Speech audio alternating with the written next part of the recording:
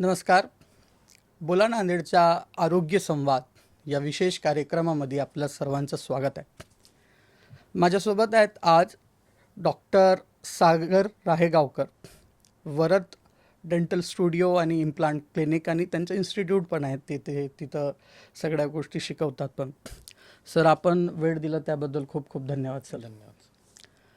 Sir, BDS मी जेव्हा आपलं study करत होतो तेव्हा साधारणतः मार्केटमध्ये असं आहे की BDS केल्यानंतर लोक स्पेशलायझेशनकडे जात नाहीत. आपण त्याच्यामध्ये MDS पण केलं आहे. का गरजेचं वाटलं सर?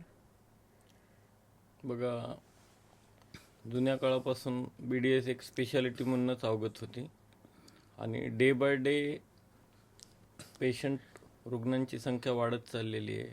नवीन नवीन वेगवेगळे आजार होत चाललेले, त्याच्यामुळे सुपर स्पेशालिटी प्रॅक्टिस डेव्हलप होत गेली.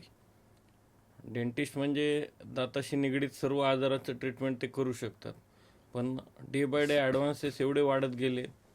उदाहरणार्थ जसं की single sitting root canal treatment endodontist चांगल्या प्रकारे करतात.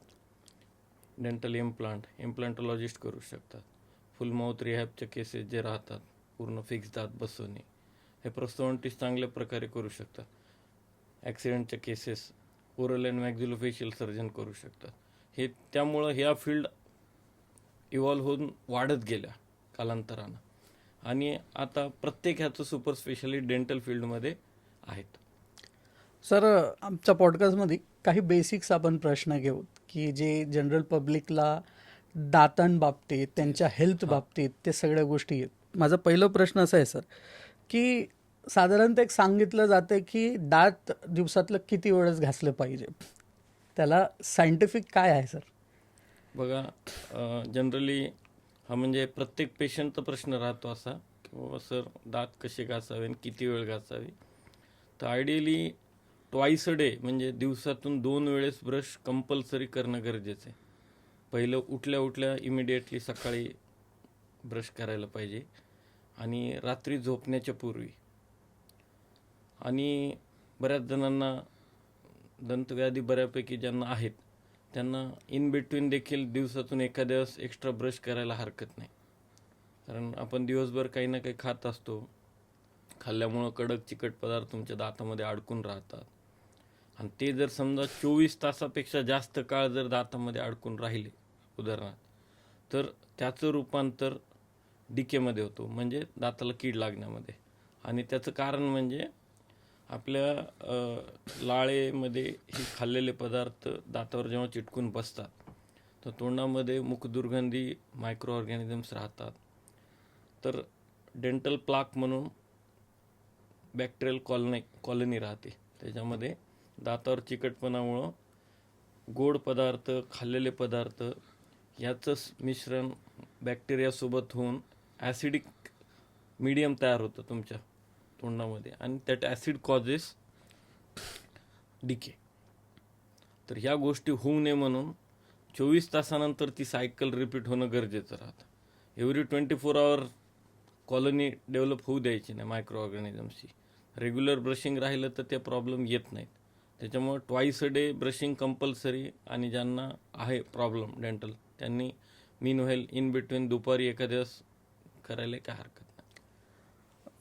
ते एक नवीन पदार्थ आले की माउथ वॉश म्हणून करतायत लोक. काही लिक्विड घेऊन तोंडामध्ये तोंड साफ करतायत. इन जनरल पब्लिक हे करू शकत नाहीये. एकदम असं खूप मोठ्या घराण्यातल्या किंवा एक उच्चभ्रू सोसायटीमधले लोक ते वापरतात. तर ते किती योग्य आहे, किती वापरलं पाहिजे? माउथवॉशचा वापर हा मुख दुर्गंधी वाढू नये यासाठी केला जातो आणि आयडियली माउथवॉश हे वापरायला पाहिजे. वेस्टर्न कंट्रीजमध्ये, अमेरिका, US, UK इकडे याचा वापर केला जातो आणि जनरली माउथवॉश हे अल्कोहोल फ्री वापरायचे, त्याचं ॲडिक्शन लागत नाही. मार्केटमध्ये बऱ्याच प्रकारचे माउथवॉश आहेत, पण तोंडाची दुर्गंधी बऱ्याचदा ब्रश करून देखील तुम्ही ब्रशच्या साहाय्यानं काय करता, तुमचे दात क्लीन करू शकता. पण माउथवॉश हे तोंडातील प्रत्येक भागामध्ये पोहोचत असतं. तुमचे टॉन्सिल, थ्रोट, त्यानंतर जिभेच्या खालचा भाग, गालाची त्वचा. तर या ठिकाणी जे काही जंतू राहतात ते माउथवॉशच्या साहाय्यानं क्लीन होत असतात.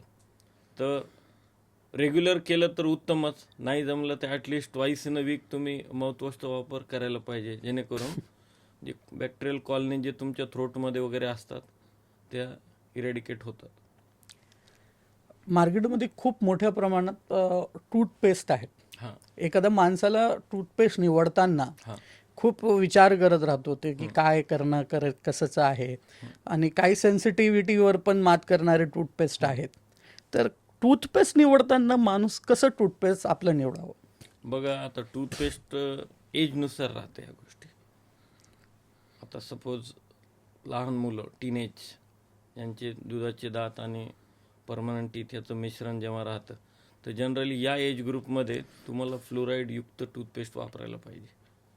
फ्लोरिडेटेड टूथपेस्ट काय करत असतात, ते लहान मुलामध्ये खायच्या सवयी वेगवेगळ्या राहतात. त्यांचं ब्रशिंग टेक्निक पॅरेंट्स कितीही समजून सांगितलं पण ते तेवढं कीनली नसतं. ॲट दॅट टाईम तुम्हाला अँटीकेरीज पेस्ट म्हणून जनरली फ्लोराईड पेस्ट आम्ही लोक प्रिस्क्राईब करतो.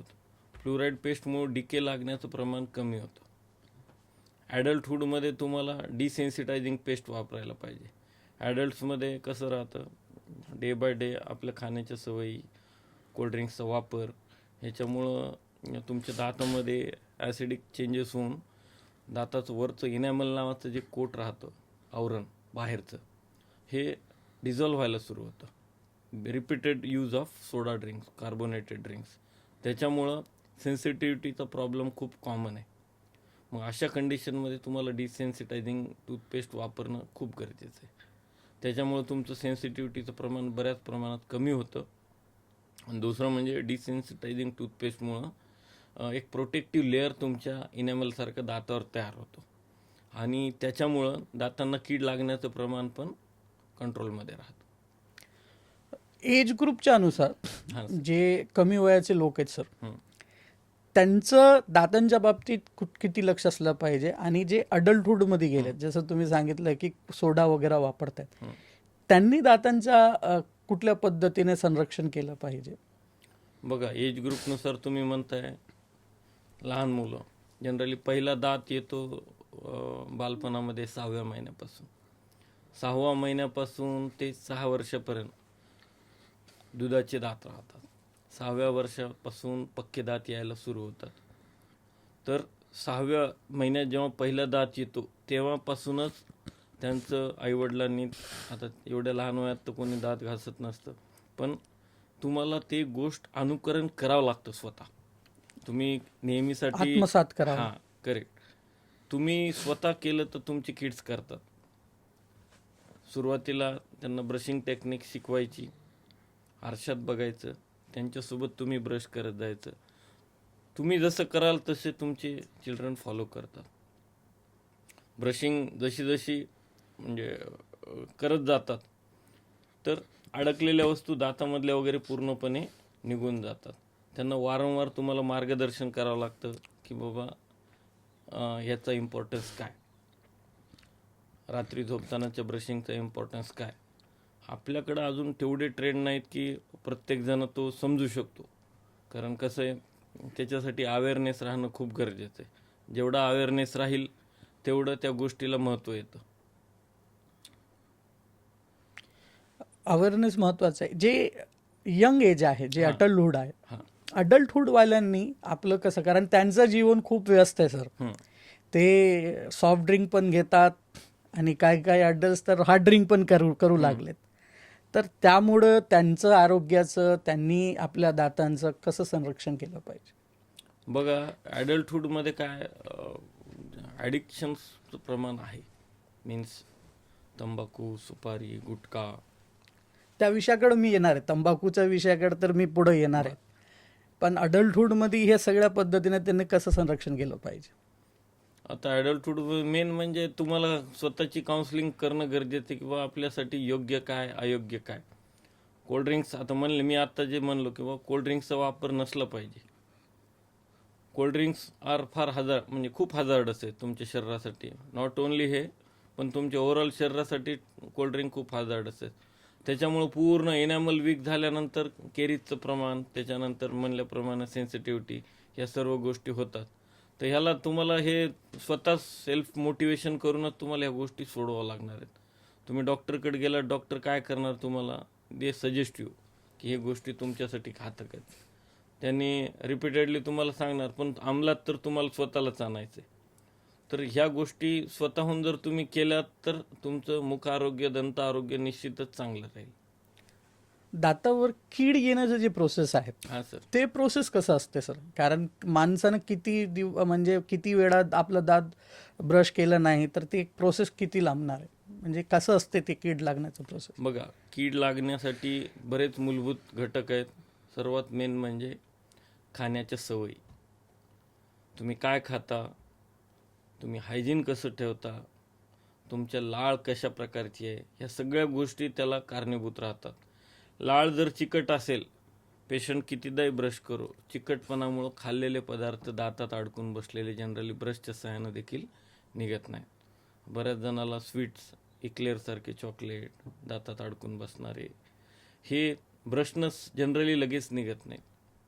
तर त्या गोष्टी आपल्याला फॉलो करणं गरजेचं आहे. की आता गोड खातो ना तुम्ही, तर गोड खाताना तुम्ही स्वीट वस्तू आधी खाऊन घ्यायच्या जेवणात आणि फायबरस वस्तू नंतर खायच्या. याच्यानं काय होतं, फायबरस वस्तू नंतर खाल्ल्यानंतर दातात अडकलेले गोड वस्तू ज्या असतात फायबरस वस्तूच्या सहाय्यानं ते क्लीनअप होत राहतात. आणखीन याच्यात आणखीन एक असा विषय आहे की दातांमध्ये जे कीड तयार होतो, हां सर. माणूस थोडंसं त्याला नेग्लेक्ट करते, हं. तर हे किती घातक आहे? हे चांगला प्रश्न विचारला. कारण खूप पेशंट येतात असे जे एकदम टर्मिनल स्टेजला, म्हणजे जनरली दातात अन्न अडकायला जेव्हा सुरू होते, हा निग्लिजन्स आहे. म्हणजे अडकलं, टूथपिक घेतात, स्वतःच काढतात. पण असं कधीच त्यांनी विचार करत नाही की आपण डेंटिस्टला दाखवावं नेमकं प्रॉब्लेम काय. कारण त्यांना पेन नसतं. पेशंट येतो कधी दवाखान्यात, पेन झाल्यावर पण जनरली आधी मेडिकलवर जातात. डॉक्टर मेडिकलवाल्याला सांगतात इथं दरा धुवायला गोळ्या द्या. गोळ्या द्या. त्याच्यानं कमी नाही झालं, दुसरी गोळी बदलून घेतील, आणि त्याच्यानं नाही झालं तर दे प्रिफर मग आता दाखवायची वेळ आली. पण तोपर्यंत वेळ निघून गेलेली असते. त्यावेळेस मग तुम्ही जेव्हा येतात तर मग रूट कॅनल ट्रीटमेंट किंवा एक्स्ट्रॅक्शन या गोष्टी लागलेल्या असतात. जस्ट सुरुवातीला जेव्हा कीड असतं त्यावेळेस जर पेशंट डॉक्टरांना कन्सल्ट केला तर वेगवेगळ्या प्रकारचे कॉस्मेटिक रिस्टोरेशन, सिल्वर अमलगम, त्याच्यानंतर व्हेरियस काइंड्स ऑफ सिमेंट्स हे फिलअप करून तुमच्या दाताची कीड त्याच क्षणी रोखली जाते. पण पेशंटला पेन नसतं, त्यामुळे पेशंटला वाटतं मला काही त्रास नाही, मला काही दाखवायची गरज नाही. अडकलं तरी ते टूथपिकच्या साहाय्यानं काढतात, ब्रशच्या साहाय्यानं काढतात. पण प्रॉब्लेम जसा जसा वाढत जातो आणि एक वेळ अशी येते की मग असह्य वेदना होतात, त्यावेळेस मात्र त्यांना दाखवण्याशिवाय दुसरं काही समोर ऑप्शन राहत नाही. टूथपिकचा तुम्ही विषय काढला. हं. जास्तीत जास्त जेव्हा रेग्युलर जर आपण टूथपिक वापरलं हं. त्याचा काही इश्यू दातांना होतोय का टूथपिक जास्त वापरल्यानं? हो सर. टूथपिकचा वारंवार वापर केल्यानं टूथपिक जनरली कसं राहतं, दोन दाताचे जे टाईट कॉन्टॅक्ट्स राहतात तिथे अडकलेलं अन्न काढण्यासाठी टूथपिकचा वापर राहतो. टूथपिकच्या वापरमुळं तुमच्या हिरड्याची घसरण होती आणि दाताच्या फटीमध्ये पॉकेट्स तयार होतात. जेवढा वापर त्याचा जास्त तेवढे पॉकेट्स डीप होतात आणि जे अन्नकण सुरुवातीला कमी अडकत राहतात त्याचं प्रमाण टूथपिकच्या वापरनं वाढत जातं. टूथपिकचा वापर ना वाढत जाते. हां, अन्नकण काढण्यासाठीच आपण टूथपिकचा वापर करतो ना सर? वापरतो, पण त्याचा रिपीटेड यूज जेव्हा करता तुमच्या गम्सची लायनिंग कमी होतं आणि तिथे एक छोटंसं पॉकेट तयार होतं आणि त्याच्यामध्ये वारंवार नॉनव्हेज म्हणा किंवा फ्लेशी फूड म्हणा अडकून बसतं, जे जनरली मग टूथपिकच्या साहाय्याने निघत नाहीत. ॲट दॅट टाईम पेशंट मग पॅनिक होतात. अशा वेळेस ते डॉक्टरला कन्सल्ट करण्याशिवाय पर्याय नसतो.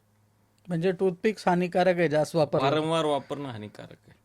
कधी मध्ये वापरायला हरकत नाही, पण बऱ्याच जणांच्या पॉकेटमध्येच राहतं. असं काही तुमच्याकडे एक केस आलाय का ज्याच्यामुळे टूथपिकमुळे त्याला त्रास खूप झालाय? हां सर, हे म्हणजे कॉमन गोष्टी आहेत. बऱ्याचदा टूथपिकचं एंड तुटून राहतं, तिथं ब्लिडिंग राहतं, त्याच्यामुळे रक्तस्राव राहतो.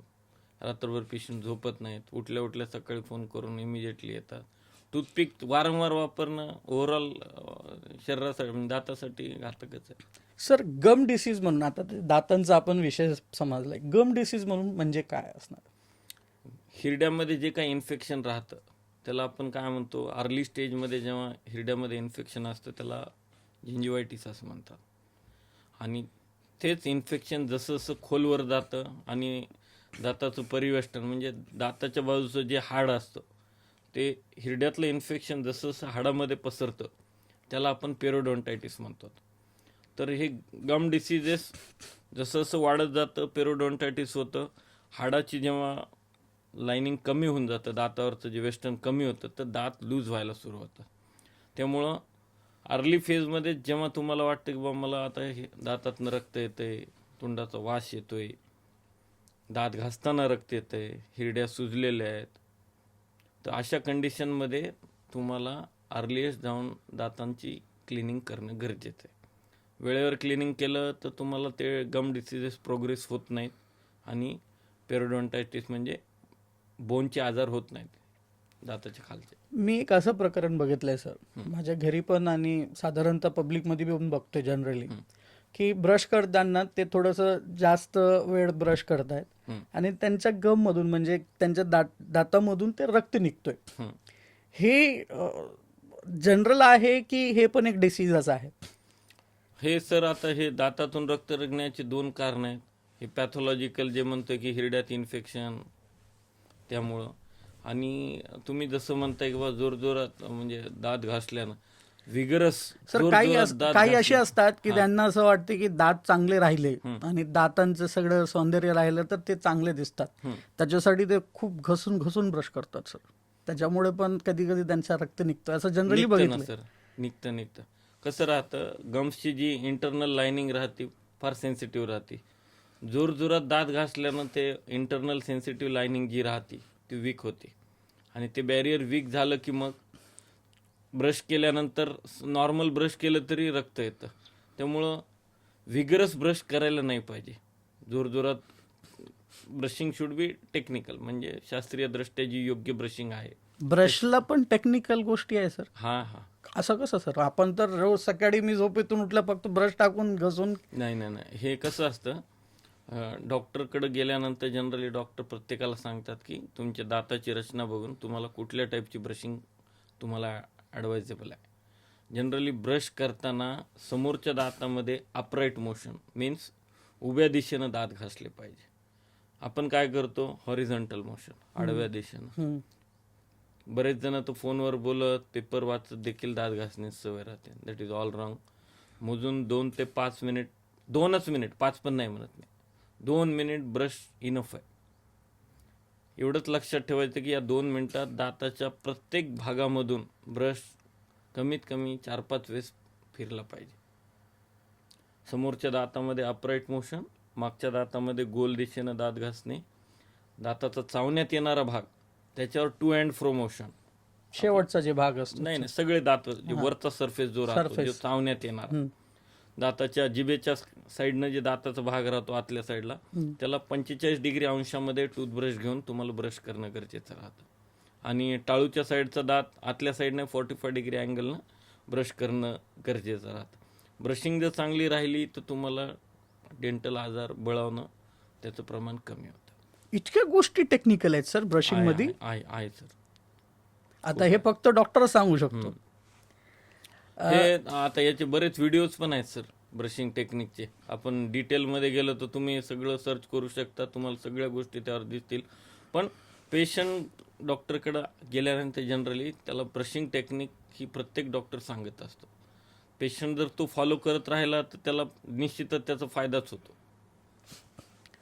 माझा आणखीन एक प्रश्न सर आपल्याला असा आहे, जनरली आम्ही बघतोय की जे सेलिब्रिटीज असतात, हां सर, त्यांचे दात खूप चांगले एकदम पांढरे असतात सर. आणि आमचे जे जनरली जे लोक आहेत, पब्लिक दातांच्या सौंदर्यावर किंवा दातांवर जास्त लक्ष केंद्रित आहे की नाही सर? काय वाटतं आपल्याला? पब्लिक नाही पण सेलिब्रिटीज आहेत. सेलिब्रिटीज लोक खूप म्हणजे त्यांचं इस्थेटिकली ते प्रत्येक त्यांच्या ह्याच्यावर त्यांचं लक्ष राहते, कारण त्यांची स्माईल त्यांच्यासाठी मेन ऑर्नामेंट आहे. दातावर तर त्यांचं नेहमी खर्च राहतोच. प्रत्येक सेलिब्रिटी एव्हरी त्यांचं राहतं, एव्हरी 6 मंथली 8 मंथली त्यांचं फॉलोअप राहतं, रिक्वायर्ड ट्रीटमेंट राहतं. स्माईल कशी इम्प्रूव्ह करण्यासाठी वेगवेगळ्या गोष्टी त्यांनी डॉक्टरकडनं करून घेत असतात. ते करणं बरोबर आहे का? वारंवार तुमचं दात क्लीन करणं, तुमचं व्हाईटनिंग वाढवणं दातची, हे सगळ्या गोष्टी बरोबर आहे का वैज्ञानिक दृष्ट्या सर? वैज्ञानिकदृष्ट्या रिपीटेड क्लिनिंग ॲडवायझेबल नाही आहे. रिपीटेड केल्यानं सेन्सिटिव्हिटी सारखे प्रॉब्लेम उद्भवतात. वारंवार जर तुम्ही केलं स्केलरच्या सहाय्यानं वगैरे तर मायनर क्रॅक्स येऊ शकतात दातांना. तर आम्ही जनरली ॲडवाईस करतो की वर्षामध्ये एकदा तुम्ही टीथ क्लिनिंग करायला पाहिजे. ज्यांना सवयी आहेत त्यांनाच वर्षातून एकदा क्लिनिंग लागते, ज्यांनी तंबाखू, सुपारी, गुटखा. पण ज्यांचं day to day regular twice day brushing maintain आहे त्यांना तर जनरली टीथ क्लिनिंग डॉक्टरकडे जाऊन करण्याची गरज पडत नाही. आता तुम्ही तंबाखू आणि पान मसाला हे सगळं विषय आता बोलताना सांगितलंय, ते किती घातक आहे सर? तंबाखूचं सेवन महाराष्ट्रामध्ये आणि भारतामध्ये खूप मोठ्या प्रमाणात होतं आहे सर. आणि मला असं वाटतंय, इफ आय एम रॉंग, मला करेक्ट करा सर, की सर्वात जास्त जे दातांचा रोग आहे ते तंबाखू खाणाऱ्या लोकांमध्येच होतोय. तंबाखू, सिगरेट, गुटखा दंत आणि मुख रोगासाठी सर्वात घातक आहे. ते तंबाखूमुळं काय होणार, तुम्हाला गम डिसिजेस, कॅन्सर याचं प्रमाण जास्त राहतं. दातांना कीड लागण्याचं प्रमाण जास्त राहतं. आणि स्मोकिंग वगैरे जे आहे त्याच्यामुळं देखील तुम्हाला थ्रोटमध्ये कॅन्सर, लंगचे कॅन्सर या गोष्टी म्हणजे आजार होण्याचे चान्सेस राहतात. तर तंबाखूमुळं मेन म्हणजे डेंटल डिके, पेरोडॉन्टल इन्फेक्शन ह्या सगळ्या गोष्टी होत असतात. तंबाखू खाणाऱ्यांनी जर आपले दात एकदम छान स्वच्छ करायचे असेल तर त्याला काही प्रोसेस करावं लागेल त्याला? त्यांना स्किलिंग, पॉलिशिंग वगैरे या गोष्टी कराव्या लागतात डेंटलच्या. पण ते वारंवार करणं चुकीचं आहे सर. तुम्हाला हॅबिट ब्रेक करूनच ते केलेलं चांगलं राहतं. सपोज आता क्लिनिंग केलं तुम्ही, तुम्हाला भरपूर स्टेन्स आहेत, टार्टर आहे, क्लीन केल्यावर एकदम तुमचे दात चांगले होतात. आणि जर सपोज तुम्ही तुमची सवय बदलली नाही तंबाखूची, सुपारीची, तुम्हाला 1 महिन्यामध्ये पहिलेसारखे दात होतात पुन्हा. कारण सरफेस रफनेसमुळे अजून त्याच्यावर टार्टर आणि टोबॅको स्टेन्स लवकर अटॅक करतात. सर, दातांचा शेवटचा भाग जे असतो ते गम मध्ये जे अटॅच होतात तिथे एक पिवळीशी लेअर तयार होते, पिवळी पिवळी पिवळी सारखी. ते लेअर काय असते? त्याला प्लाक म्हणतात. घाणीचा जो थर राहतो लाळेसोबत चिटकून तो हिरड्या आणि दाताचं जे जंक्शन आहे तिथं तयार होतं. वेळेवर जर साफसफाई केली नाही तर त्याचं रूपांतर कॅल्क्युलसमध्ये होतं. कॅल्क्युलस म्हणजे प्लाक जेव्हा मॅच्युअर झाल्यानंतर तो कॅल्सिफाय होतो आणि कॅल्सिफाय होऊन त्याचं रूपांतर कडक असं आवरण तयार होतं, जे की ब्रशच्या सहाय्यानं साफ होत नाही. त्याला कॅल्क्युलस म्हणतात. आणि ते कॅल्क्युलस तुमच्या दातामध्ये पॉकेट्स वाढण्यासाठी मदत करतं आणि ते पॉकेट तुम्हाला हिरड्यात इन्फेक्शन होणे, पेरोडॉन्टल इन्फेक्शन होणे याच्यासाठी कारणीभूत राहतं. पाणी जास्त पिल्याने दातांचं थोडंसं काही चांगलं होते का? म्हणजे ते पाणी सर ऑलवेज रिपीटेड सिप घ्यायला पाहिजेत पाण्याची वारंवार. मेन म्हणजे पाण्यामुळं काय होतं सर, मायक्रोबियल फ्लोरा तुमच्या तोंडात जे काही जंतू दुर्गंधी आहे ती डायल्यूट होत असते. आणि जे ॲसिड राहतात, ॲसिड जे तोंडामध्ये ॲसिड्स राहतात मायक्रो ऑर्गॅनिझम्समुळे सिक्रेट झालेले, ते पण डायल्यूट होतात. आणि लुब्रिकेटिंग ॲक्शन राहतं पाण्यामुळं. तर जंतू संसर्ग कमी होतो पाण्याच्या वापरामुळे. असे कुठले पदार्थ आहे सर ज्याचं सेवन जास्त केल्याने दातांना खूप नुकसान होतं? दातांना नुकसान? हां. असे कुठले पदार्थ ज्याच्या वापरामुळं दातांना खूप नुकसान होतं? म्हणजे पदार्थ खायचे हां जंक फूड मेन. सर, त्याच्यावर तर सगळं आमचं यूथ डिपेंड आहे सर. तर कसं करणार? जंक फूडचा वापर सर्वात म्हणजे ओव्हरऑल तब्येतीसाठीच खराब येते. म्हणजे नॉट ओन्ली डेंटल प्रॉब्लेम पण ओव्हरऑल शरीरासाठी ते घातक आहे. तुम्ही जे काही खाताय हेल्दी डाएटमध्ये ते येतच नाही. डिकेकडनं चिकट पदार्थ एनी काइंड्स राहू तुमच्या दातावर जे अडकून राहणारे ते तुमच्या दातासाठी घातकच आहेत. आणि असे कुठले खाण्याचे पदार्थ आहे जे दातासाठी खूप चांगले असतात? सगळे मेन म्हणजे फ्रूटचं सेवन वारंवार वाढवायचं. सीजनल फ्रूट, प्रत्येक जे काही सीझनमधले चांगले फ्रूट्स आहेत ते खात राहणे. हिरव्या पालेभाज्या, दूध, अंडी, मोड आलेली कडधान्य, हे सगळे जे पदार्थ आहेत हे तुमच्या खाण्यामध्ये पाहिजेतच. याचा वापर जेवढा चांगला तेवढं तुमचं दाताचं आणि मौखिक आरोग्य चांगलं राहतं. एक न्यूबॉर्न बेबी आहे सर, हां ते आता थोडं थोडं आपला हात तोंडात टाकतोय आणि हां. त्याचे जे गम्स आहेत हं.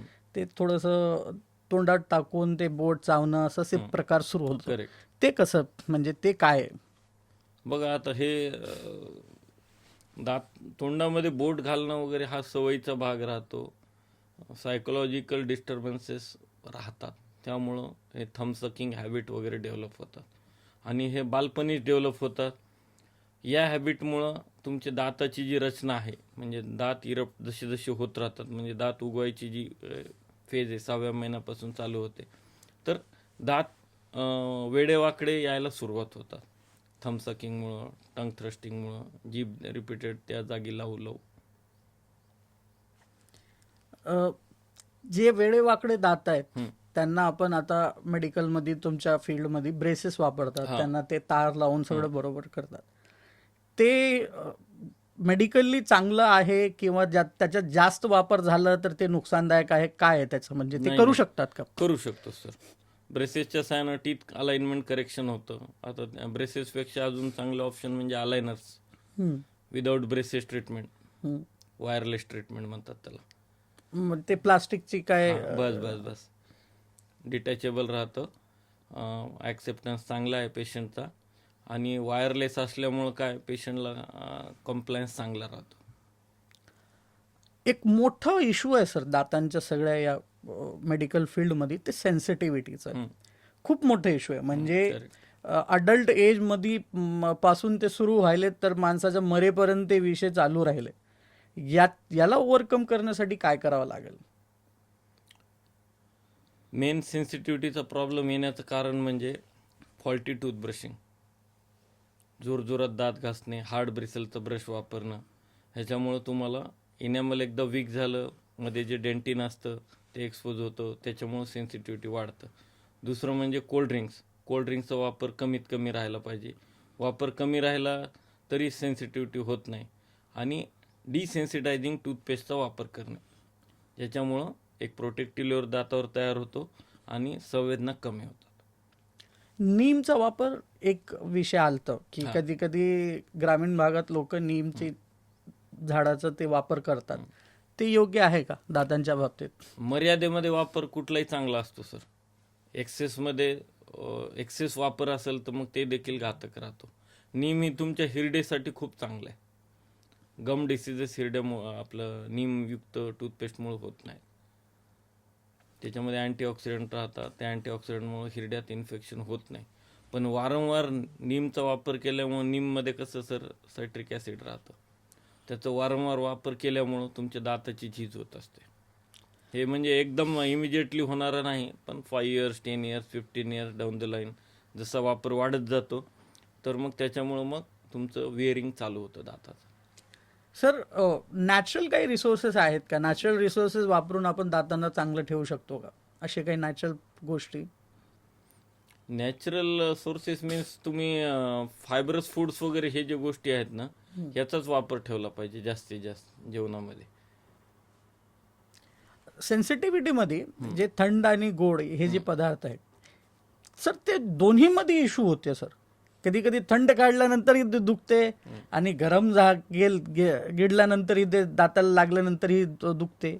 तर दोन्हीमध्ये सेन्सिटिव्हिटी इश्यू येते का? करेक्ट आहे. काय राहतं, नॉर्मली सेन्सिटिव्हिटीचा प्रॉब्लेम येण्याचं कारण म्हणजे temperature changes. Extreme hot, extreme cold दोन्ही गोष्टी कारणीभूत आहेत तुम्हाला सेन्सिटिव्हिटीसाठी. बऱ्याच जणाला गरम खाल्लं की कळ लागते दातांना. बरेच पेशंट म्हणतात नाही सर मला गरम खाल्ल्यावर कळ लागत नाही पण थंड खाल्ल्यावर कळ लागते. ही वेगवेगळे कारणं फक्त टेम्परेचर चेंजेसमुळे होतात. सेन्सिटिव्हिटीचं कारण काय असतं सर? दातांमध्ये कशामुळे होतं ते? बघा, आपलं टूथचं सर्वात आउटरमोस्ट स्ट्रक्चर राहतं इनॅमल. ट्रान्समिशन तुमच्या पल्पपर्यंत जातं आणि मग पेशंटला कंप्लेंट होतं की बाबा सेन्सिटिव्हिटीचा.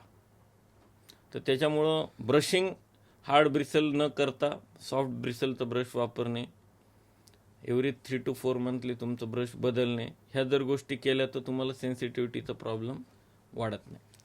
ब्रश 2-3 महिन्यात 6 महिन्यात का बदलावं लागतं सर? तेच सांगायला ना, ब्रश बदलण्याचं कारण काय आहे, आपण जेव्हा ब्रशिंग करतो नवीन ब्रश घेतला तुम्ही, त्याचे ब्रिसल एकदम प्रॉपर राहतात. 3-4 महिन्यामध्ये काय होतात, रिपीटेड ब्रश करू करू त्याचे जे ब्रिसल्स असतात वागतात, फ्लेअर होतात आणि फ्लेअर झाल्यावर त्याची इफिकसी कमी होऊन जाते. इफिकसी कमी झाल्यामुळं तुम्हाला तो ब्रश बदलणं गरजेचं राहतं. ब्रशमध्ये कधी कधी मीडियम, अल्ट्रा सॉफ्ट हे कुठलं वापरलं पाहिजे? आयडियली सॉफ्ट ब्रिसल किंवा अल्ट्रा सॉफ्ट ब्रिसलचे, आता ज्यांना हिरड्यामधनं रक्त येतं दात घासताना त्यांनी अल्ट्रा सॉफ्ट ब्रिसलचं ब्रश वापरायला पाहिजे. आणि डे टू डे रुटीनली सर्वांनी सॉफ्ट ब्रिसलचं ब्रश वापरलेलं कधीही चांगलं राहतं. मार्केटमध्ये सगळ्या टाईपचे ब्रश आहेत. लोकांना वाटते बा हार्ड ब्रिसलच्या ब्रशनं मी ब्रशिंग केलं तर माझे दात चांगले जास्त दात क्लीन निघू शकतात. जास्त क्लीन होतील, पण तसं काहीही नाही. ब्रशिंग चांगलं करणं, ट्वाइस अ डे करणं, दाताच्या प्रत्येक भागात ब्रश फिरवणं, ह्या जरी गोष्टी प्रॉपरली केल्या सॉफ्ट ब्रिसलच्या ब्रशनं किंवा अल्ट्रा सॉफ्टनं, तरी देखील तुमचे दात आणि तुमचे तोंडातील सगळं प्रॉपरली राहतं.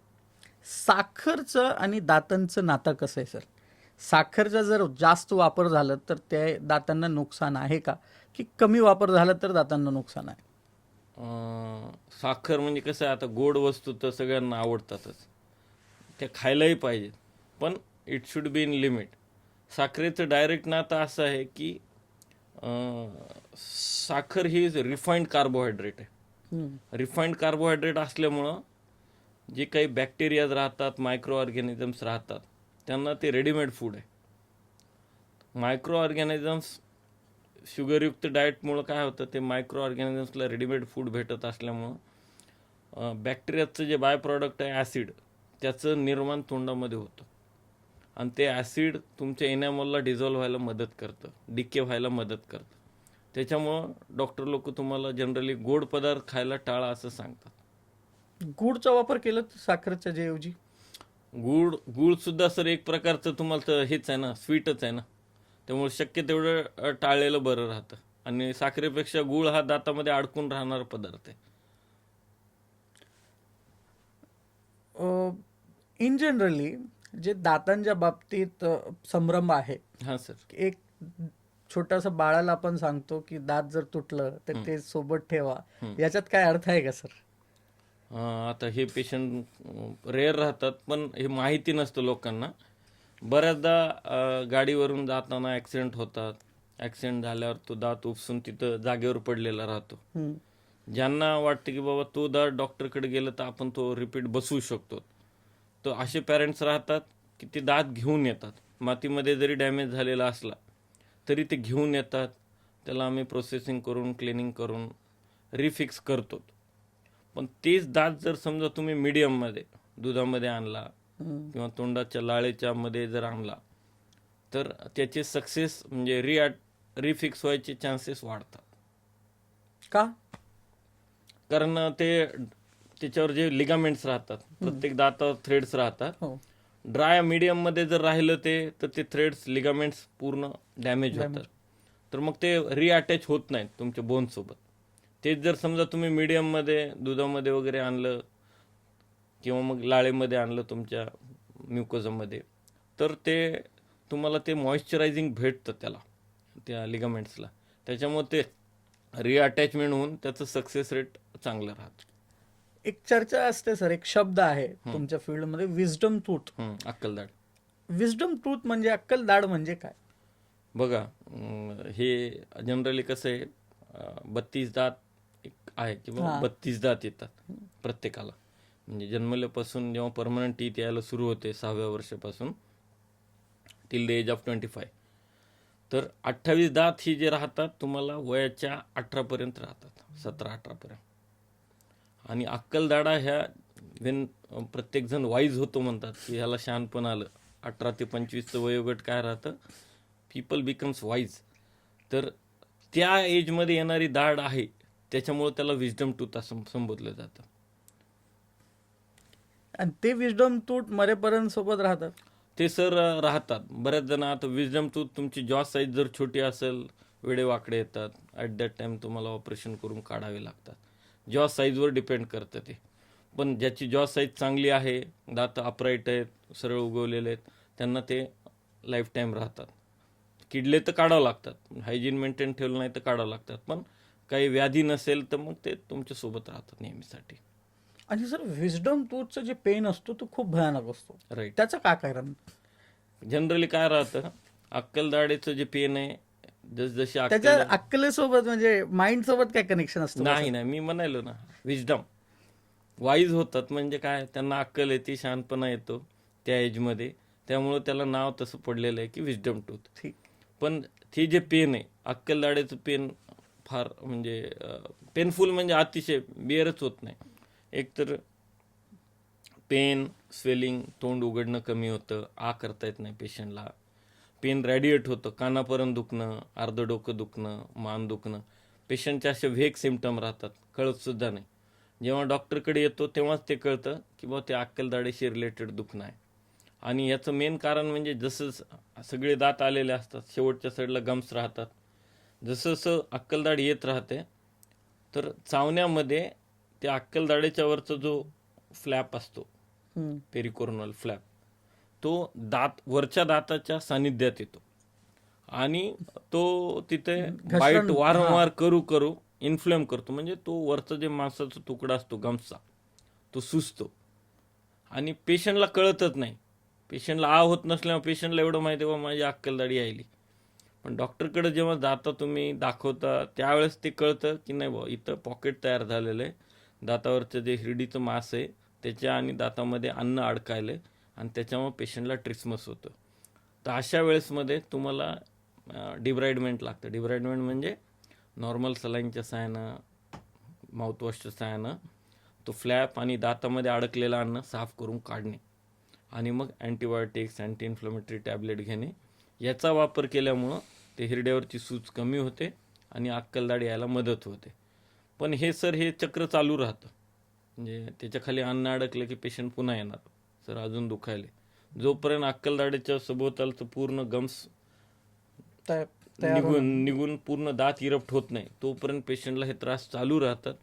वारंवार त्रास होत असेल आणि तो जर इरप्ट होत नसेल तर मग सर्जरी करून अक्कलदाढ काढावी लागते सर.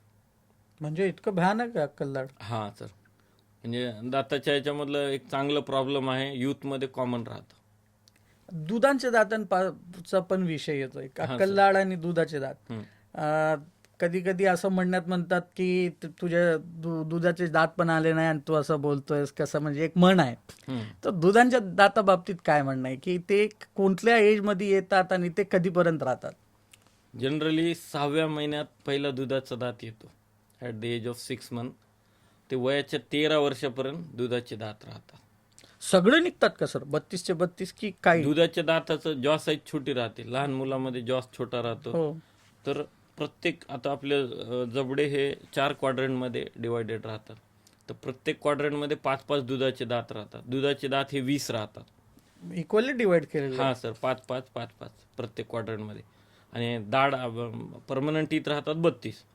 तर 12 जे दात आहेत तुम्हाला नंतर येणार राहतात. हे 20 दात पडून जेव्हा नवीन पक्के दात येतात त्याच्यानंतर मग मागे दाढा पण येतात. तर टोटल 32 दात येत असतात आणि दुधाचे दात 20 राहतात. त्याच्यामध्ये इन्सायझर्स राहतात, कॅनाइन्स राहतात आणि मोलर्स राहतात. ते दुधाचे दात कधीपर्यंत राहतात माणसाला, की ते चलत राहते? नाही, जसं जसं खालून पक्के दात यायला सुरू होते, उदाहरणार्थ 6व्या वर्षी खालचे पक्के दात यायला सुरू होतात समोरचे, तर मग 6व्या वर्षी दुधाचे समोरचे दात पडायला सुरू होते. प्रत्येक दाताचा एक अनुक्रम आहे, त्यानुसार ते पडतात. जसं जसं खालून पक्का दात येतो हे दुधाचे दात पडतात. तर हे तुमचे साधारणतः 13 वर्षापर्यंत चालतं. आणि हे 6 ते 13 वर्षाचा जो पिरियड आहे, मिक्स डेंटिशन पिरियड राहतो. ह्याच्यामध्ये दुधाचे दात राहतात आणि पक्के दात राहतात. जसे दुधाचे दात पडतात, पक्के दात येतात. प्रत्येक ह्याच्यानुसार 13 वर्षापर्यंत पूर्ण दुधाचे दात पडून पक्के दात आलेले असतात. म्हणजे साधारणतः 28 दात तुम्हाला 13-14 वयापर्यंत येऊन जातात. मग 14 पासून 17-18 पर्यंत थर्ड मोलर येत नाहीत, म्हणजे अक्कलदाढा. 17-18 पासून 25 पर्यंत मग तुम्हाला अक्कलदाढा येतात. म्हणजे एज वाईज खूप आहे सर, सॅग्रिगेशन आहे सर. आहे. वयानुसार येतात त्याचं काम. थँक्यू सर, तुम्ही हे सगळी इन्फॉर्मेशन खूप आम्हाला देतायत त्याबद्दल. नाही ना, थँक्यू. आणखीन एक विषय असा आहे की सर, जनरली दातांच्या बाबतीत असं सांगितलं जातं की समोरून पडलं की जे ते दात तुटतात ते परत येऊ शकत नाही, आणि ते इथले जे समोरचे जे दात आहेत ते खूप रिग्रेसली त्याचा पेन होतो आणि त्याचा पेन डोक्यापर्यंत जातो. त्याचं कारण काय? कुठला जरी दात पडला, समोरचाच म्हणून नाही, एनी काइंड ऑफ इंजुरी झाली तर त्याचं पेन हे तुम्हाला कम्प्लीट डोक्यापर्यंत जाते म्हणतातच. हे रेफर्ड पेन राहतं मार लागल्यानंतर, आणि संवेदनामुळं पेशंट रिपीटेड कंप्लेंट करतो की मला त्रास व्हायला आहे, आणि तुम्हाला ट्रीटमेंट घेतल्याशिवाय ते कमी होत नाही. मग ट्रीटमेंट काय लागतं हे तुम्हाला डॉक्टरकडे गेल्यावर एक्सरे वगैरे केल्यावरच कळतं. याच्यामध्ये आणखीन एक असा विषय आहे की दातांमध्ये जे गॅप्स आहेत ते गॅप्स काही आपण सिमेंट काही गोष्टी वापरून आपण ते फिल करतात. ज्या ठिकाणी दात तुटलं त्याच्यातलं पण सिमेंट भरून आपण ते फिल करतात. ते चांगल्या पद्धतीने होतंय ते कधीपर्यंत चालतोय सर? बघा, दातात कीड लागली किंवा दाताचा तुकडा गेला तर आपल्याला बेसिक रिक्वायरमेंट दाताचा एक्सरे करणं गरजेचं राहतं. एक्सरेमध्ये तुम्हाला ते डिकेचं लेवल किंवा तुकडा कुठल्या लेवलला ब्रेक झाला हे कळतं. इनॅमलमध्ये असेल किंवा अर्ली डेंटिनमध्ये असेल तर फिलिंगनं चांगल्या प्रकारे रिस्टोर केलं जातं. पण तेच जर समजा नियर टू पल्प म्हणजे जे दाताचा गाभा आहे तिथपर्यंत गेलेला असेल तर फिलिंगनं सक्सेसफुल होत नाही. त्यावेळेस ट्रीटमेंट बदलते, रूट कॅनल ट्रीटमेंट करावं लागतं. सर, माझा एक गंमतशीर प्रश्न आहे. काही लोक आहेत ना, त्यांची संपत्ती त्यांचं लॅविशनेस दाखवण्यासाठी जे दात पडलेले आहेत तिथं कुठंतरी सिल्वरचं किंवा गोल्डचे दात लावतात. हां, तोंडात कुठलं तरी पदार्थ किंवा कुठलं तरी मेटल जाणं, कुठलं तरी एक मिनरल्स जाणं, बरोबर आहे का सर? जुन्या काळात गोल्डचे दात वगैरे बसवणं या गोष्टी होत्या, पण आता कालांतराने हे आता कमी झालेलं आहे प्रमाण. आणि आता टूथ कलर्ड रिस्टोरेशनच वापर, कॉस्मेटिकली ॲक्सेप्टेबल कोणतं राहतात, इमॅक्स, झिर्कोनिया या टाईपच्या कॅपच बसवले जातात, जे की बसवले आहेत म्हणून ओळखता देखील येत नाहीत. पण तुम्ही म्हणताय ते प्रश्न बरोबर आहे. जुन्या काळामध्ये चांदीचे दात बसवणे, सोन्याचे दात बसवणे याचं प्रमाण खूप होतं. त्याच्यामुळे इश्यू येत नव्हतं का? नाही सर, नाही येत. का म्हणजे ते मिनरल आहे ना सर? नाही, मेटल जरी असलं पण हे प्रोसेस मेटल राहतं ते. हां, ओके. त्याच्यात अलॉईज राहतात, आणि अलॉईज असल्यामुळं त्याचं हजार्ड राहायचं नाही तुमच्या बॉडीसाठी. ठीक. सर, दातांमध्ये जे रिट्रॅक्शन होते म्हणजे वरचे दात खालचे दात याच्यात जर जास्त झालं तर पेन होण्याची शक्यता किती आहे? त्याचं काय कारण असते? वरचे आणि खालचे जेव्हा घसतात दोघांमधलं गॅप जेव्हा कमी असतो त्यांना त्रास होतो, ते कशामुळे होते सर? हे वरचं आवरण जसं जसं झिजत जातं, ट्युब्युल्स एक्सपोज होतात, त्याच्यामुळं मेनली पेन राहतं. ॲट्रिजन म्हणतात त्याला. दाताचं घर्षण होऊन झालेलं झीज जे असतं त्याच्यामुळं होणारं पेन ॲट्रिजनमुळे होतंय जनरली. हेल्दी लाईफमध्ये दातांचं रुटीन कसं असलं पाहिजे सर? हेल्दी लाईफमध्ये आपण प्रत्येक अवयवाची जशी काळजी घेतो तशी दाताची नित्यनेमाने घ्यायला पाहिजे. आहार चांगला पाहिजे, ब्रशिंग टेक्निक चांगलं पाहिजे, त्याच्यानंतर ॲडिक्शन नसलं पाहिजे. ह्या सगळ्या गोष्टी जर पेशंटनं म्हणजे सर्वांनी जर प्रॉपरली फॉलो केल्या तर तुमचे प्रॉब्लेम वाढत नाही. डॉक्टरकडे रेफर होणं हां, कुठल्याही दातांच्या समस्येला किती महत्वाचं आहे? डॉक्टरकडं जाणं हे बघा कसं आहे, मेन गोष्ट अशी आहे की आपल्याकडं अजून डेंटल एज्युकेशन त्या प्रमाणात नाही की प्रत्येक आजारासाठी पेशंट डॉक्टरकडे जातोच म्हणून.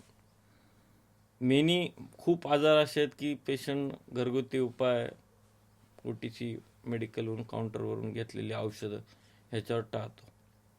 पण छोटा जरी प्रॉब्लेम असेल तो जर तुम्ही निग्लेक्ट न करता डॉक्टरकडे दाखवलात तर पुढं होणारा खर्च तुमचा टाळला जातो उपचाराचा. कमी आजार असताना केलेलं ट्रीटमेंट कधी पेशंटसाठी फायदेशीर राहतं आणि पेशंटला त्रास देखील होत नाही. तर थोडंही जर पेन राहिलं तर पहिले डॉक्टरकडे जाऊन त्यांनी जायला कन्सल्ट केलं, पाहिजे. Yes sir. ते गरजेचं आहे. हो. ओव्हर दी काउंटर जे मेडिसिन्स आहेत त्याचा वापर जास्त झाल्याने लोकांना नुकसान होतोय का? OTC मेडिसिननं नुकसान होत नाही, पण फायदा पण होत नाही. कारण OTC मेडिसिन जे घेतात पेशंट 1 दिवस 2 दिवसासाठी घेतात, सल्ल्यानंच घेणार कोणी, पण त्याचा रिपीटेड वापर करून त्याचं बेनिफिट पण होत नाही. कारण तुमच्या जो योग्य ते निदान नसते. नेमकं प्रॉब्लेम काय, मेडिकलवर गेल्यानंतर पेशंट काय करणार, सर मला हे दुखायलं, पण ते दुखण्याचं कारण शोधणं गरजेचं आहे. नेमकं काय प्रॉब्लेम आहे ज्याच्यामुळे ते दुखतं. जोपर्यंत त्याचं कारण शोधलं जात नाही तोपर्यंत पुढचा ट्रीटमेंट होत नाही, तोपर्यंत पेन कमी होत नाही. मेडिसिन घेतो म्हणजे काय, तुम्ही जस्ट सप्रेसिंग पेन किलर ते सप्रेस करताय, पण गोळीचा इफेक्ट कमी झाला की त्रास पुन्हा चालू होतो. इन्व्हेस्टिगेटिव्ह ट्रीटमेंट ते करू शकत नाही मेडिकल. करेक्ट. त्याच्यासाठी डॉक्टरकडे जाणं महत्त्वाचं. अगदी अगदी अगदी. सर, एक आमच्या सगळ्या प्रेक्षकांना एक एक रुटीन सांगा की त्यांनी सकाळी ते संध्याकाळी झोपेपर्यंत दातांचं चांगलं ठेवण्यासाठी काय काय करावं. दात चांगले ठेवण्यासाठी मेन गोष्ट आहे ट्वाइस अ डे ब्रशिंग. सकाळी उठल्यानंतर ब्रश करणे, प्रत्येक वेळेस जेवण झाल्यानंतर गुळणा चांगल्या प्रकारे करणे. तुम्ही आता दिवसात सकाळी ब्रेकफास्ट राहतो, दुपारी जेवण राहतं, रात्री जेवण राहतं, मीनवाईल तुम्ही कधी स्नॅक्स घेता, तर जे काही तुम्ही खाल्ल्यानंतर खळखळून चुळा भरणं गरजेचं आहे. जेवढं तुम्ही खळखळून चुळा भरता अडकलेले पदार्थ सगळे निघतात आणि तुम्हाला डेंटल प्रॉब्लेम कमी होतात. आणि रात्रीचं ब्रशिंग, झोपण्यापूर्वी माउथवॉशचा वापर, ह्या देखील गोष्टी जर केलात तुम्ही तर ते पेशंटसाठी फायदेशीर ठरते. इंडियामध्ये डेंटल अवेअरनेस किती महत्वाचं आहे सर? आपल्याकडे लागणार आहे सर, आणि गव्हर्नमेंट पण आता भरपूर काळजी घेते. डेंटल अवेअरनेस कॅम्प, आता डेंटिस्ट लोक आम्ही तर भरपूर घेत असतो कॅम्प, स्कूलमध्ये वगैरे, वेगवेगळ्या इन्स्टिट्यूट संस्थांमध्ये जाऊन. कारण ग्रामीण भागामध्ये डेंटल एज्युकेशनचं अवेअरनेस तेवढं नाही आहे. त्यामुळं ग्रामीण भागामध्ये शहरी भागापेक्षा डेंटल प्रॉब्लेम जास्त आहेत, पण ते निग्लेक्ट करत राहतात. त्याच्यामुळे त्यांना दात पर्याय गमवावं देखील लागतो. उपचार वेळेवर केलं तर नॅचरल टूथ तुमचे सेव्ह होतात, नाही केलं वेळेवर उपचार तर ते पुढं चलून वाढतात आणि तुम्हाला दात काढावं लागतं. त्यामुळे डेंटल एज्युकेशन खूप महत्त्वाचं आहे, जेणेकरून दाताचं लाईफ वाढतं. सर, डेंटल इम्प्लांट म्हणून एक खूप मोठी फील्ड सध्यात आलेली आहे की म्हणजे इम्प्लांट करणं, दुसरे दात लावणं. त्याच्यासाठी कसलं प्रोसेस आहे, त्याच्यासाठी आपल्या नांदेडमध्ये कुठलं चांगल्या पद्धतीने सेटअप आहे? बघा, डेंटल इम्प्लांट जुन्या काळामध्ये एखादा दात वगैरे काढला किंवा पडला, बसवण्याची जी पद्धत होती त्याला ब्रिज म्हणायचं, म्हणजे कॅप करून बसवणे. त्याच्यामध्ये कसं केलं जायचं, तुमचे ॲडजस्टंट टीथ म्हणजे जो दात मिसिंग आहे त्याच्या आजूबाजूच्या दोन्ही दातांना लहान केलं जायचं आणि त्या दातांचा सपोर्ट घेऊन कॅप केली जायची, जी की सिमेंटच्या सहाय्यानं बाजूच्या दातावर चिटकवली जायची. पण याच्यामध्ये काय होतं सर, बाजूचे दात कमकुवत होतात कालांतरानं, तर त्याला सबस्टिट्यूट म्हणून डेंटल इम्प्लांटॉलॉजी ही फील्ड अवगत झाली. खूप आधीपासून आहे, पण त्याचं जसं जसं प्रोग्रेस वाढत गेला ती छोट्या सिटीपर्यंत येत गेली. आजच्या घडीला पेशंट जसं आधी म्हणायचे दात दुखू लागलं की सर मला रूट कॅनल करायला यायचं, रूट कॅनल करायचं, दात काढा म्हणत नव्हते, रूट कॅनल करा. आता दात बसवायचं म्हणलं तर ब्रिज करा म्हणत नाहीत, पेशंट म्हणतात सर इम्प्लांट होते का. तर इम्प्लांट म्हणजे काय राहतं, एक टायटॅनियम म्हणून धातू राहतं, बायोकॉम्पॅटेबल. त्याचं जे फिक्स्चर राहतं ते तुम्ही सर्जरी करून दात नसलेल्या जागेमध्ये त्याला रोवलं जातं, मीन्स फिक्स केलं जातं. आणि ते बायोकॉम्पॅटेबल असल्यामुळं तुमच्या बोनसोबत समरूप होतं. ओके. आणि that act as a pillar. त्याला एकदा इम्प्लांट प्लेसमेंट केल्यानंतर साधारणतः 2-2.5 महिने तुम्हाला त्याच्यासोबत आली नवीन हाड तयार व्हायला वेळ द्यावा लागतो. या 2-2.5 महिन्यात जेव्हा न्यू बोन फॉर्मेशन होतं आणि दॅट ॲक्ट एज पिलर, मग तुम्हाला त्याच्यावर इम्प्लांटच्या वरचं अटॅचमेंट राहतं अबटमेंट, ते अबटमेंट लावून त्याच्यावर तुम्ही कॅप बसवू शकता. याचं बेनिफिट काय होतं, तुमचे जे नॅचरल टीथ आहेत ज्याचा आपण सपोर्ट कॅपसाठी घेतो, इथं सपोर्ट घ्यायची गरज त्याच्यात पडत नाही. माझं हॉस्पिटल नांदेडला स्टुडिओ डेंटल म्हणून आहे. इथं ह्या पूर्ण फॅसिलिटी चांगल्या म्हणजे वर्ल्ड क्लास लेवलवर अवेलेबल आहेत. इन फ्युचर हे सगळ्या गोष्टी कशा वाढणार आहेत? डेंटल इम्प्लांट आता तरी सध्या नवीन आहेत, पण हे ग्रोथ कसं होणार आहे? ग्रोथ ऑलरेडी चालू आहे. म्हणजे पाश्चिमात्य देशात ग्रोथ फार नेक्स्ट लेवलला गेलेली आहे. इंडियामध्ये भरपूर चांगल्या लेवलला आलेली आहे. फक्त छोट्या सिटीमध्ये अजून ती त्या लेवलची ग्रोथ आलेली नाही. इम्प्लांट झाल्यानंतर डिजिटल डेंटिस्ट्री म्हणजे आधी जे माप घेण्याच्या पद्धती होत्या की मोल्डमध्ये मटेरियल मिक्स करायचं, POP, अल्जिनेट आणि तोंडामध्ये तुम्ही ठसे घेतले जायचे, ती प्रणाली आता बाद होत चाललेली आहे. आणि तुम्हाला इंट्राओरल स्कॅनिंग मीन्स स्कॅनर राहतात, डिजिटल स्कॅनर, त्याचा प्रूफ तुम्ही दाताभोवती फिरवायचा असतो. दाताभोवती फिरून त्याचं मेजरमेंट तुम्हाला स्क्रीनवर येतं आणि मग त्याची STL फाईल तयार करून तुम्ही ती लॅबला पाठवायला पाहिजे. आणि लॅबला पाठवून तुम्हाला म्हणजे डायरेक्ट ट्रान्सपोर्ट आहे, हे सॉफ्ट ट्रान्सपोर्ट. आपण जसं फिजिकल ट्रान्सपोर्ट करतो तसं फाईल लॅबला पाठवलं की तुम्हाला 1 दिवसामध्ये दात बनवून भेटतो. जी जुन्या काळात पद्धत होती की बा माप घ्या, मुंबईला पाठवा, पुण्याला पाठवा, ते बनवून यायला 4-5 दिवस लागतात. तर ती गोष्ट मी इथं ठेवलेली नाही. पेशंटला इन 24 आवर फिक्स टीथ आपण देतो. 24 तासात? 24 तासात. टाइम इतकं कमी कसं काय झालं हे? माझ्याकडं त्याच्यासाठी लागणारे सगळं डिजिटल डेंटिस्ट्रीचे गॅजेट्स आहेत. इंट्राओरल स्कॅनर आहे ज्याचा वापर करून मी पेशंटला तात्काळ ही सेवा देऊ शकतो. ठीक.